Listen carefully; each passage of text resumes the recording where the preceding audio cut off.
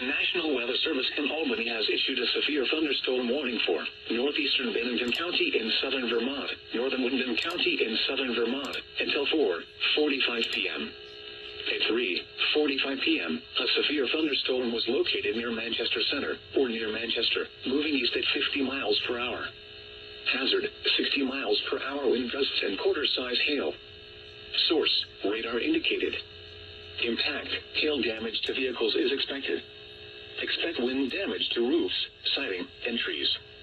Locations impacted include Bellows Falls, Londonderry, Townsend, Manchester, Saxtons River, Westminster, Manchester Center, Wyndham, Rockingham, Jamaica, Grafton, Brookline, Athens, Peru, North Westminster, Brockways Mills, South Wyndham, Barnumville, East Jamaica, and Martinsville. For your protection, move to an interior room on the lowest floor of a building.